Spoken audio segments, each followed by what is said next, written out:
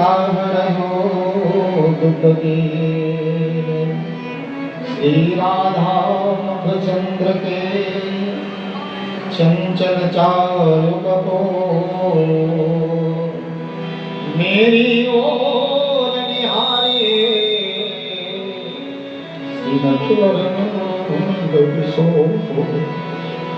कर मुरली कटि कछिन बग नूपुर मृदुल मरंद मधुपरी पनिज नहीं देहु मधुर आनंद नरम सखा रघुनाथ के रसिक रूप आधार श्रीमद राम सखेन्द्र पद बरनहु बारंबार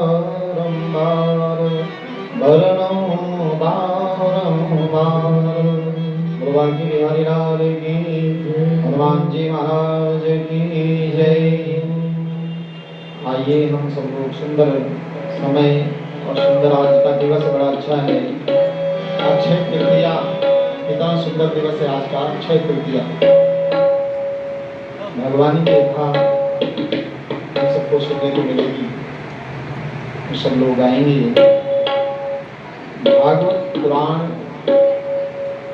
पहले तो हम यहीं से कहेंगे कि महाराज गया क्यों गए, गया जाने का कारण क्या है।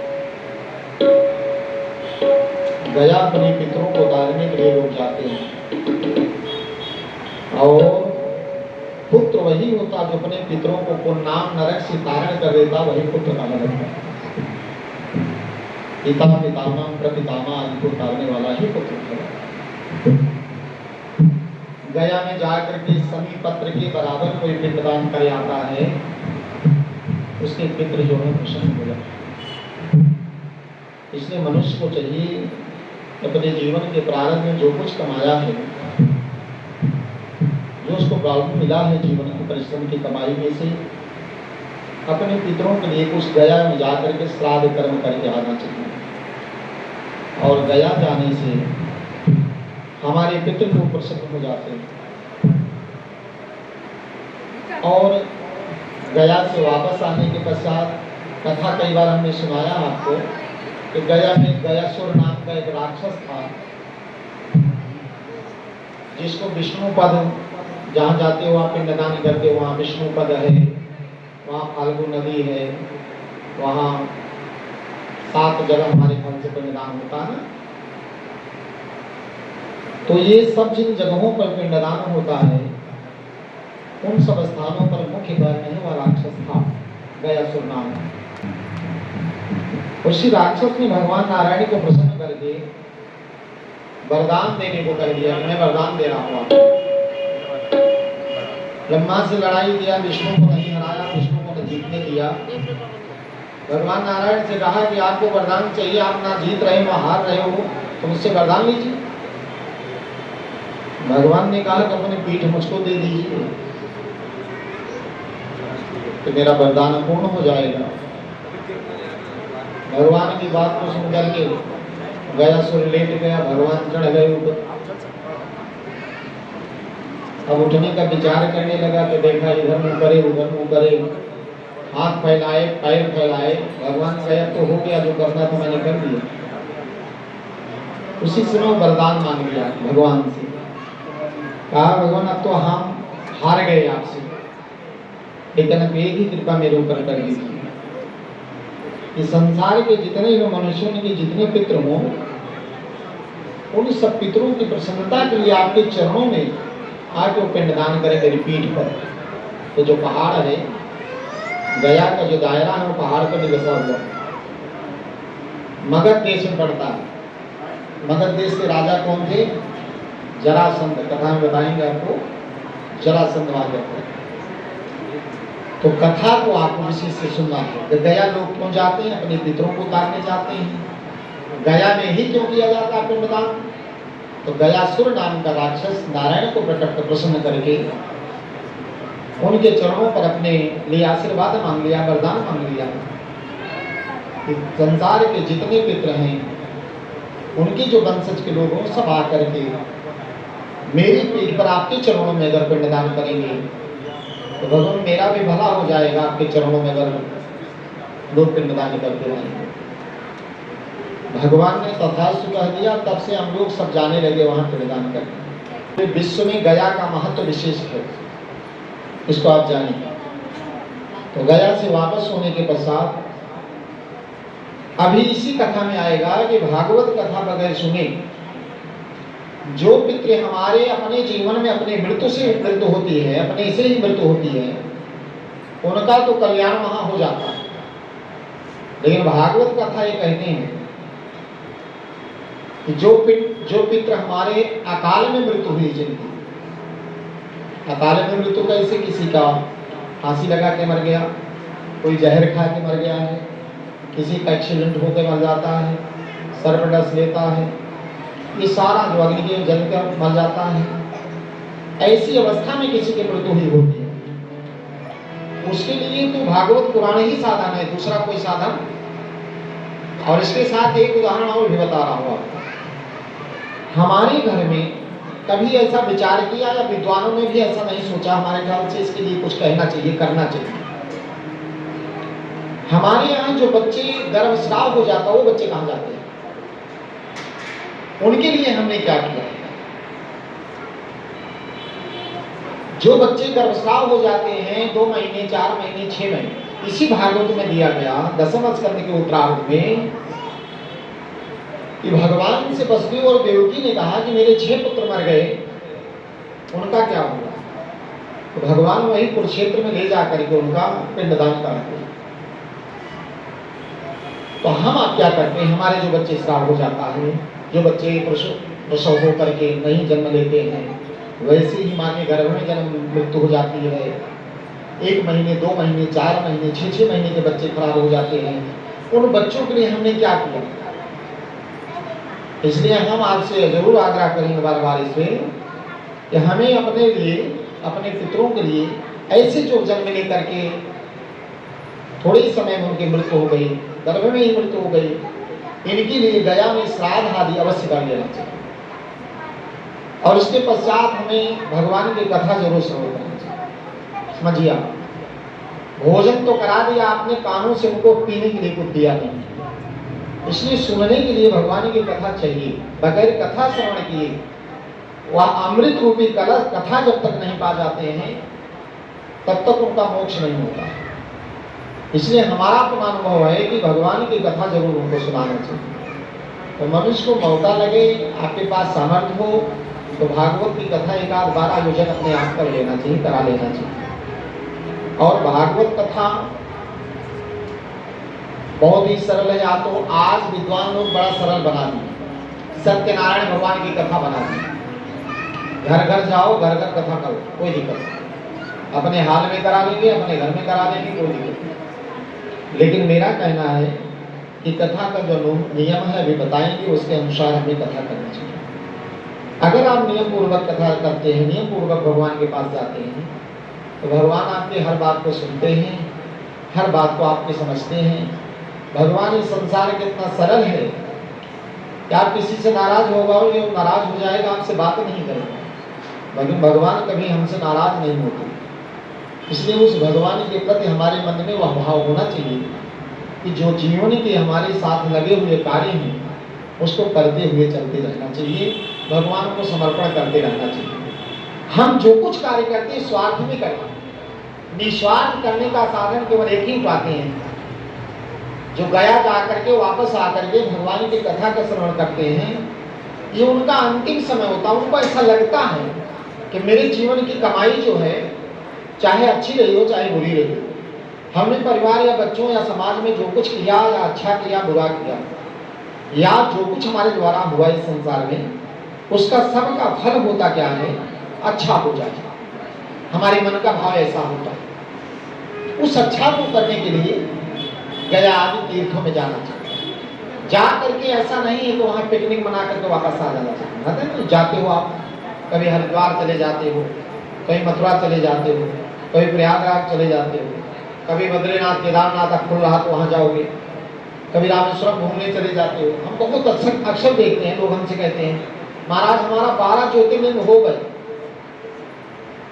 तो 12 ज्योतिर्लिंग तो आपका हो गया, लेकिन जो ज्योतिर्लिंग घर में बैठा है उसको भी आपने देखा कभी? घर वाले ज्योतिर्लिंग माँ बाप आपके घर में बैठे हैं, उनसे तो आप बात नहीं करते हो, उनसे आप भोजन प्रसाद नहीं उनका देना चाहते हो, तो उनसे आप रोज लड़ाई झगड़ा करते हो।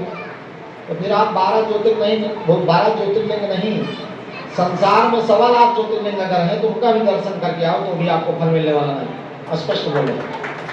इसलिए मेरा ये कहना है, जिनके माँ बाप हैं और जिनके नहीं हैं उनके लिए तो विशेष कहना है, आप पितृभक्त बन जाएं, आपके मन में भाव जग जाए कि मेरे माता पिता एक ऐसे हैं कि हमारे लिए सब कुछ देते हैं, हमारे पास में कोई ऐसी वस्तु की कमी नहीं होगी।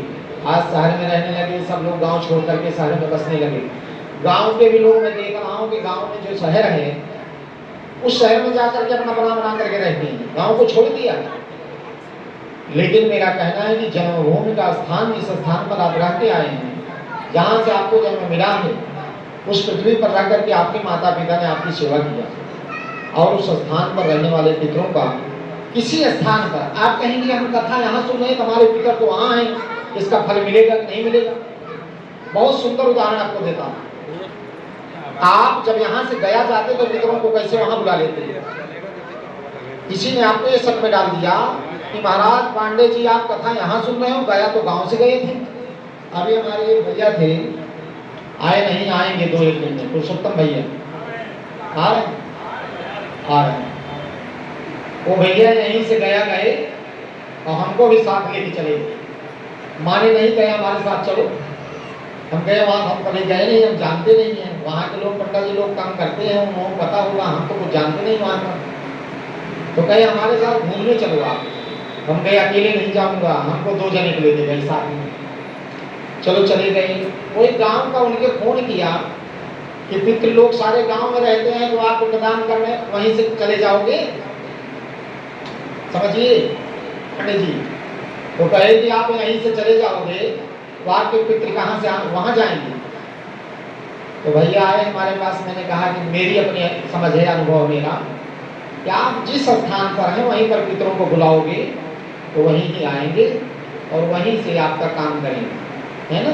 तो आप यहाँ रहते हो, यहाँ भोजन प्रसाद करते हो, वहाँ से। हाँ, मुझे ऐसा लगता है कि गांव से संबंध बना के रखना चाहिए। जो गांव वाले, गांव से संबंध बना के रखना चाहिए, गांव में व्यवस्था हो तो अपने तरीके से वहाँ कार्य करना चाहिए, हमारा एक वो है। लेकिन जब कोई ये शंका डालता है कि नहीं पितृ लोग तो वहाँ रहते हैं, यहाँ कैसे आएंगे, तो सब जगह पूरे संसार में पितृ आते हैं जाते हैं। कहीं से भी बेटा कहीं से बुला लेगा, पिता कहीं वहाँ पर आ जाएगा, माता वहीं पर आ जाएगी। उसको बुलाने की इतनी बड़ी वो नहीं है, बल्कि उसके आने की जल्दी पड़ी रहती है कि कब मैं जाऊँ और कब बुलाएगा। इसलिए आप ये दिमाग में कभी शक न रखें, हम कहीं से पिंडदान करने चले जाएं और कहीं से भगवान की कथा कहीं पर सुन लें। आप ये भी सुनते होंगे कि गया में लोग जाते हैं तो वहीं पर ही दूसरे चौथे दिन जाके कथा शुरू कर देते हैं, है ना? पंडित जी लोग वहाँ बैठे रहते हैं, बहुत सारे व्यास लोग कथा सुनाने वाले होते हैं, तो वहीं पर ही कथा सुनाना शुरू कर देते हैं। तो वहीं गया का श्राद्ध कर लेते हैं, वहीं पर कथा भी सुन लेते हैं, भागवत की पोथी रखवा लेते हैं, वहीं कथा सुन लेते हैं। उनका कल्याण नहीं होता, जिस गया में बैठे वहीं जाके पूरी लीला प्राप्त करा दिया उनको। इसलिए जरा सा इस मानने में शंका, आपको सबसे बड़ा शंका है जो भ्रम है, उसी शंका से आप अपना कार्य पूर्ण नहीं कर पाते। आप कोई बात किसी की मत सुनो, अपने मन की सुन करके, अपने भाव की सुन करके, अपने पितरों के प्रेम की सुन करके, अपने बुद्धि से, अपने विवेक से समझ करके आप अपना कार्य करो। ज्यादा कोई हो तो किसी समझदार पंडित जी से बात कर लीजिए, नहीं समझ पाता है तो कोई समझदार आपके परिवार का है, उससे समझ करके आप बात करके कर लीजिए। लेकिन आपको करना चाहिए। मेरा फिर बार बार कहना है कि पितृभक्त होना बहुत अनिवार्य है आपके लिए। आप साथ साथ अपने बच्चों को संस्कार में ले आना, ये आपके लिए बहुत अनिवार्य है। कथा में आके आप यहाँ बैठ कर सुन लोगे, सुन के चले जाओगे, घर में जाके कुछ बताओगे नहीं, कोई बच्चों से कहोगे नहीं हम कथा क्या सुन के आए हैं, परिवार वालों से बताओगे नहीं, उसका क्या मतलब होगा? तब तो यहीं से सुन करके आप चले गए, अपने लिए लेके जा रहे हो। बस कथा का प्रचार करना चाहिए, बताना चाहिए। जितने लोग कथा को सुनते हैं, परिवार के लिए खुशी होंगे, उनके मन में श्रद्धा जगेगी, उनके मन में भक्ति जगेगी, उनके मन में भाव जगेगा। कथा का प्रारंभ ही ज्ञान भक्ति वैराग्य से होता है। भक्ति ज्ञान वैराग्य जो है यहीं से आरंभ ही होता है। भागवत का अर्थ ही है भक्ति ज्ञान वैराग्य, तब जाके ता शब्द आता है तरना। समझिए आप, इस जो श्रीमद् भागवत लिखा है, श्री माने लक्ष्मी, मद माने घमंड, एक साधारण उदाहरण बता रहे हैं आपको कि जो आपकी समझ में बात आए। भा से भक्ति, गा से ज्ञान, वा से वैराग्य, ता से तरना। भागवत शब्द का यही आप इतना जान लीजिए, इतना में सरलता है आपके लिए। तो भा से भक्ति, गा से ज्ञान, वा से वैराग्य, ता से तरना, ये आपके जीवन में इतना सरल बता रहा हूँ कि आप इसको जानिए। भा माने भक्ति, गा से ज्ञान और वा से वैराग्य और ता से तरना। जब भक्ति ज्ञान वैराग्य तीनों हो जाता, हमारा जीवन अपने आप तर जाता है। इसलिए आप इसको जानिए कि भागवत की कथा सुनने वाला अपने जीवन इन संघर्षों में पड़ा रहे तो फिर उसने कथा नहीं सुना, फिर उस समय पास करने के लिए, दुनिया का आडंबर बनाने के लिए सब कार्य किया। इसलिए ऐसा कुछ करने चाहिए। आपके अंदर पहले ये भाव होना चाहिए। मैंने अभी कहा कि आदमी शिक्षा ले सकता है, शिक्षा थोड़ी दी जा रही है। यहाँ से भगवान की कथा का आह्वान कराया जा रहा, आपको सुनाया जा रहा, आपको सुनना है। आपके कानों में आएगा, आपके हृदय में जाएगा, आपके चरित्र में आएगा, आपके परिवार समाज के चरित्र में जाएगा। आपका परिवार बदलेगा, फिर समाज बदलेगा, फिर समाज के साथ साथ आपका गांव देश धीरे धीरे बदलने लगता है। लेकिन ये भाव, ये विशेष जरूरी है कि आपके अंदर एक होना चाहिए। जब तक भाव श्रद्धा आपके अंदर नहीं आएगी तो फिर आप कैसे बदलेंगे, किसको बदल रहे हैं? इसका मतलब मैं अकेले सबको बदल रहा हूँ, वो स्वयं नहीं बदला। इसलिए बोलो बाकी बिहारी लाल की। आइए आज कथा आरंभ करेंगे। इससे पहले हम लोग अपने मन वाणी को पवित्र करने के लिए भगवान का संकीर्तन करते हुए चलते हैं कथा में। देखते हैं जय हो गोविंद मेरो है, गोपाल मेरो है, गोविंद मेरो है, गोपाल मेरो है, गोविंद मेरो है, गोपाल मेरो है, गोविंद मेरो है, गोपाल मेरो है, श्री बांके बिहारी नंदलाल मेरो है, श्री बांके बिहारी नंदलाल मेरो है, गोविंद मेरो है, गोपाल मेरो है, गोविंद मेरो है, गोपाल मेरो है, गोविंद मेरो है, गोपाल मेरो है।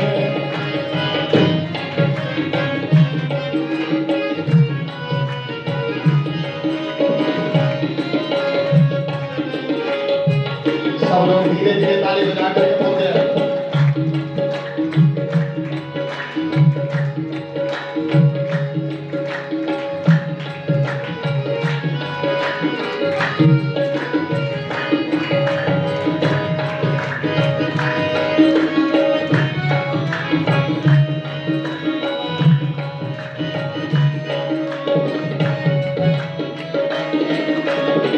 श्री कृष्ण गोविंद हरे मुरारी, श्री कृष्ण गोविंद हरे मुरारी, हे नाथ नारायण वासुदेव, हे नाथ नारायण वासुदेव मुरारी, श्री कृष्ण गोविंद हरे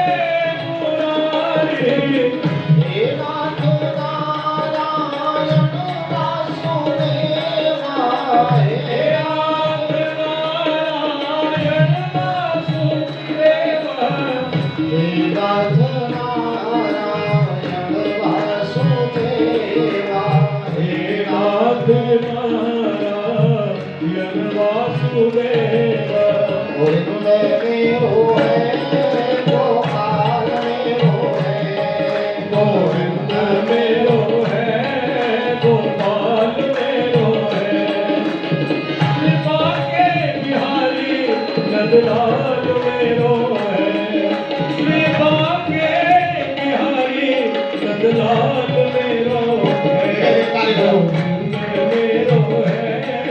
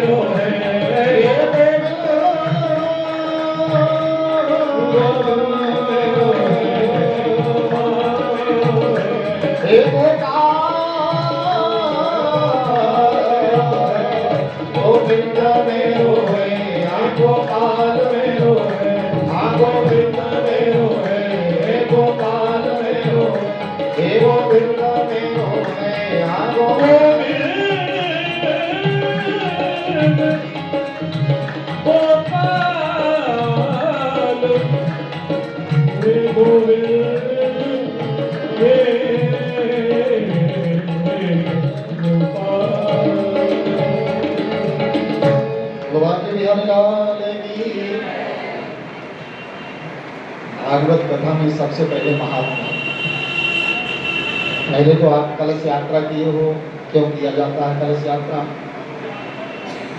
अभी मैं कथा करने गया था गोरखपुर में, वहीं पास में ही एक कथा करने वाले आए थे, तो कह रहे थे कलश यात्रा नहीं करनी चाहिए, है ना। बहुत सारे अपना अपना मत रखते हैं, तो कलश यात्रा करके महाराज क्या इनका समय खराब किया जाए। कलश का बड़ा महत्व है। माताएं बहनें, हमारे घर की बहनें जुड़ी हैं, माताएं जब कलश लेकर के यात्रा करके निकलती, शोभा यात्रा से घर निकलती है, तो हमारे पितृ लोग बहुत प्रसन्न होते हैं। संकल्प तो आपने लिया है, मान लीजिए, लेकिन जिन घर से जिनकी माताएं, जिनकी बहनें जो है कलश लेकर के निकली हैं, उनकी पितृ याद बहुत प्रसन्न होती है। हमारे घर से हमारे लिए साथ में कथा सुनने के लिए संकल्प लेकर के कलश रख दिया है और कथा सुनेगी। पति देव को ले आओ और अच्छी बात है, साथ साथ आप जो आते हो ना, आप अपने साथ अपने पति देव को भी लेके आओ। तो मैं नौकरी करके महाराज कैसे आएंगे? अरे 2-4 दिन एक दिन छुट्टी, एक दिन मारो, फिर एक दिन छुट्टी, एक दिन फिर आ जाओ, ऐसे करके आ जाओ, कोई वो थोड़ी होगा। सबकी छुट्टी, सबकी नौकरी यही देखते हैं भगवान, इसलिए उन्हें डरने की बात नहीं। कलश का सपत्नी सपरिवार सुनना चाहिए। तो कलश आप लेकर के चलते हैं, तो आपने तो संकल्प लिया, अपनी शोभा के लिए किया जा रहा है, सब लोग हैं, लेकिन जो बहनें जिनको संकल्प नहीं दिया, यहाँ आके संकल्प करती हैं, वो कलश लेकर के जब आती है, उनके पितृलोक से देखते हैं कि चलो हमारे लिए गया तो नहीं जा पाया, लेकिन भगवान की कथा के लिए संकल्प किया, वो संकल्प करके कलश लेकर के घूम रही हैं। कहीं भी कोई पितृ रह गए होंगे, साथ आते हैं, वहाँ आके कथा सुनते हैं। इसलिए कथा सुनने के लिए भगवान की कलश यात्रा अनिवार्य है। जब तक ये कलश यात्रा नहीं होती, तब तक हम सबको सूचना नहीं मिल पाती। हम सबको तो सूचना मिल सकती है, माइक से बोल दोगे, पड़ोसी को बताया होगा, लेकिन भगवान और हमारे पितरों को कैसे सूचना मिलेगी? इसलिए सूचना देने का सूचक है, संदेश देने का एक साधन है, हमें कलश यात्रा अवश्य करनी चाहिए। भागवत महात्मा का महात्मा क्या है? भागवत जी का पहला श्लोक है महात्मा का, पहला श्लोक है भागवत जी का महात्मा का, सच्चिदानंद रूपा विश्वोत्पत्त्यादि हेतवे तापत्रय विनाशाय श्री कृष्णाय वयं नमः। सच्चिदानंद रूपाय विश्वोत्पत्त्यादि हेतवे तापत्रय विनाशाय श्री कृष्णाय वयं नमः। भागवत में सबसे पहला महात्मा है, महात्मा का पहला श्लोक है, सच्चिदानंद रूपाय विश्वोत्पत्त्यादि हेतवे तापत्रय विनाशाय श्री कृष्णाय वयं नमः। सच्चिदानंद, सत चित आनंद, तीन अर्थ शब्द हैं इसके। सत माने ईश्वर सत्य है। पहले जानिए आपके भगवान का रूप कैसा है। सच्चिदानंद रूपाय, भगवान कैसे हैं? भगवान कैसे हैं? भगवान सत्य है। चित माने चैतन्य, माने प्रकाशवान है और आनंदमय है। इसलिए भगवान का तीन रूप जो आपको बताया जा रहा है, इसको आप ध्यान से सुने। सच्चिदानंद का अर्थ है कि सत माने सत्य, ईश्वर सत्य है, बाकी सब झूठा है जो कुछ संसार का देखते हो। चित माने प्रकाशमान है भगवान, वही चैतन्य है, बाकी सब हम लोग उनके प्रकाश से प्रकाशित होते हैं। आनंदमय है भगवान। अगर कहीं पर आनंद आता है, आप कहते हो कि हमें बहुत आनंद आया, आनंद केवल भगवान की शरण में है, दूसरी जगह कहीं पर आनंद नहीं। इसलिए सच्चिदानंद रूप आए। हमारे भगवान का रूप कैसा है? सत्य है, प्रकाशित है, आनंदमय है। विश्वोत्पत्त्यादि हेतु, भगवान का रूप धारण करने का कारण क्या है? विश्व की उत्पत्ति। भगवान ही सृष्टि की उत्पत्ति करते हैं, भगवान ही हमारा पालन करते हैं, भगवान ही संसार को अपने में समेटते हैं, अर्थात लय कर देते हैं। विश्वोत्पत्त्यादि हेतु, उनके कारण का, उनके उत्पत्ति होने का कारण क्या है? भगवान का। भगवान का यह रूप किस कारण से है? सुनिए फिर से। भगवान सत्य है, भगवान प्रकाशित है, भगवान आनंदमय है। उनका रूप इस तरह का है। इस तरह क्यों है? क्योंकि वही हमारे सृष्टि की रचना करते हैं, हमारे जन्मदाता हैं, वही हमारे पालनहार हैं, वही हमारे जीवन का अपने में समेटते भी हैं, हमारे जीवन तेज पुंज को। तापत्रय विनाशाय श्री कृष्णाय वयं नमः। तापत्रय, तीन प्रकार के ताप होते हैं। कौन से तीन प्रकार के ताप हैं? दैहिक, दैविक, भौतिक। तापत्रय विनाशाय, तीनों तापों का विनाश करने वाला। तापत्रय विनाशाय श्री कृष्णाय वयं नमः। तीन ताप कौन है? दैहिक है, दैहिक है, दैविक है, भौतिक। फिर से जाने कि रामचरितमानस में एक चौपाई कही गई है। भगवान जब राजा अभिषेक हो जाता है, राजा बन जाते हैं राम, तो कहा गया कि दैहिक, दैविक, भौतिक तापा राम राज काहू नहीं। क्यों कहा गया? जहां पर जिस शरीर में, जिस परिवार में, जिस समाज में भगवान का वास होगा, वहां तीनों ताप कभी उनको ग्रसित नहीं होते। इसको जानिए। जहां पर जिस शरीर में, जिस परिवार में, जिस समाज में, जिस गांव में, जिस राज्य में, जिस देश में मेरे भगवान का निवास होगा और मेरे भगवान के लीला गाई जाएगी, मेरे भगवान के प्रेमी होंगे, वहां पर कभी भी ये तीनों ताप नष्ट करने वाले, दुख देने वाले नहीं। तो हम ऐसे भगवान को नमस्कार करते हैं। श्री कृष्णाय वयम नमः। कहा गया कि सच्चिदानंद रूपाय विश्वोत्पत्त्यादिहेतवे तापत्रय विनाशाय श्री कृष्णाय वयम नमः। एक बार फिर से सुनिए, इस श्लोक को विशेष रूप से आप जानते रहना चाहिए। हम इन्हीं भगवान पे अपनी कथा चलती है, हमारे भगवान की, इसको आपको विशेष रूप से जानना चाहिए। हमारे भगवान कैसे हैं? सत्य है। और कैसे हैं? प्रकाशमान है, जिनके प्रकाश से हम लोग जीवित हैं, चल रहे हैं, सब काम करते हैं। और कैसे हैं? आनंदमय। जब भी भगवान की शरण में जाते हैं तभी हमें आनंद आता है, और नहीं आनंद आता है। परिवार में रहोगे, बच्चों को बीच में रहेंगे, सुख मिल सकता है, खुशी मिल सकती है, लेकिन आनंद नहीं मिलता। वहां पर आपके लिए बंदिश है, आपका माया मोह ग्रसित करता है, आपकी माया, आपका मोह आपको ग्रसित करता है, वहां पर आप दुख में जाते हैं, तो थोड़े समय के लिए आपको सुख मिलता है। लेकिन मेरे भगवान सत्य है, प्रकाशमान है, आनंदमय है, और ऐसा रूप धारण क्यों किए हैं? विश्वोत्पत्त्यादिहेतवे, हमारी सृष्टि का कारण भी है, हमारा पालनहार है, और हमारे जीवन का जब लास्ट होता है, अंतिम समय आता है, हमारे तेज पुंज को भी भगवान स्वयं स्वीकार कर लेते हैं। और तापत्रय विनाशाय श्री कृष्णाय नमः। तापत्रय माने तीन तापों का, दैहिक, दैविक, भौतिक। दैहिक माने शरीर के, दैविक माने देवताओं के द्वारा, भौतिक माने प्रकृति के द्वारा। ये तीन प्रकार के ताप होते हैं। शारीरिक ताप, शरीर में कोई बीमारी लग जाती है।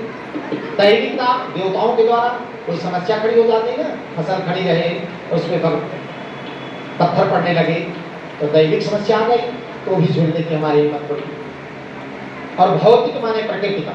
ये सारा कार्य जो होता है तीनों का बताया गया कि दैहिक, दैविक, भौतिक तापा राम राज का होने। जहाँ भगवान रहते हैं, जिस शरीर में, जिस परिवार में, जिस समाज में, जिस गांव में, जिस देश में और जिस राज्य में भगवान का निवास रहता, भगवान के ही सब संबंधी होते, भगवान के संबंध में रहते, उनके प्रेम में ही हमेशा समर्पित रहते हैं, वहाँ पर कभी ये तीनों ताप उनको ग्रसित करते नहीं। इसलिए भगवान के प्रति हमारे मन में ऐसा होना चाहिए। ये कथा हम आरंभ कहाँ से करते हैं? भागवत पुराण में 12 स्कंध हैं,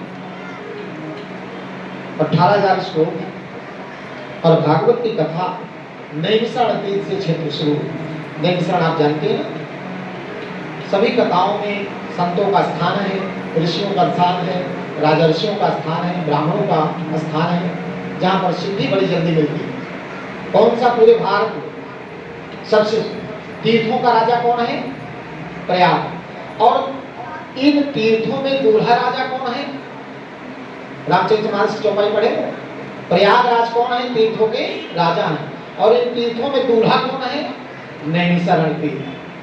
समझिए आप, अगर किसी को सिद्धि लेनी है, अगर किसी को अपने तप को पूर्ण करना, उसका कुछ भगवान से संबंध में कुछ फल प्राप्त करना है, तो हमें नैमिषारण्य तीर्थ में जाना चाहिए।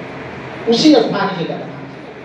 नैमिषे सुतांशे भवाय महामतिमा कथामृतरसा स्वाद कुशलम सौनभो ब्रवीत। तब की बात है जब सूत जी बैठे, तो सौनक आदि ऋषियों ने आकर के सूत जी के चरणों में बैठ के आके कि भगवान मुझको कथा सुनाइए। कौन सी कथा हो? कथा अमृत हो, जो अमृत के समान हो।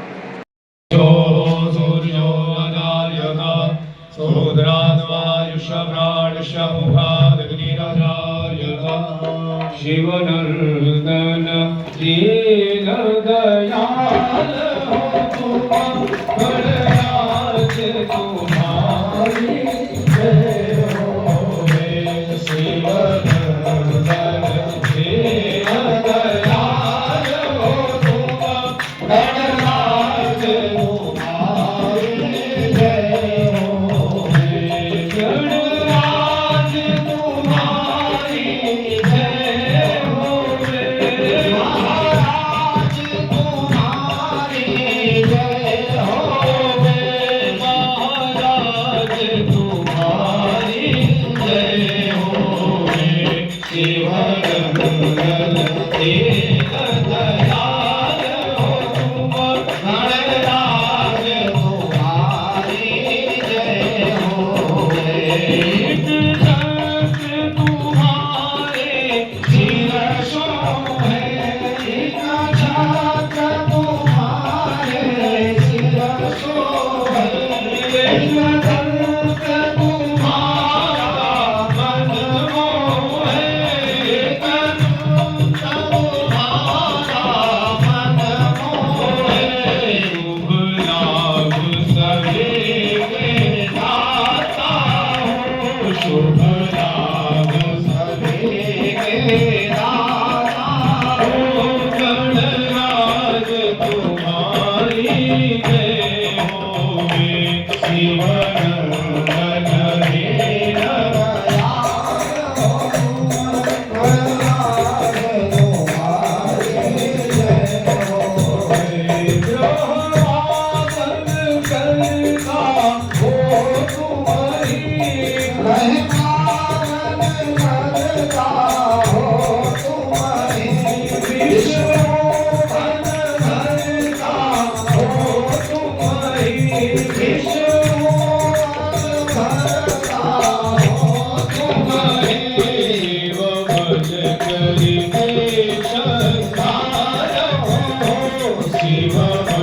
करके गणराज तुम्हारी जय होवे शिव गंगल रे गणराज तुम्हारी जय होवे हर काल में तुम हर बात में तुम हर काल में तुम हर बात में तुम हर फूल में तुम हर फूल में तुम हर फूल में तुम हर फूल में तुम संसार में बस एक शान हो तुम संसार में बस एक शान हो तुम गणराज तुम्हारी जय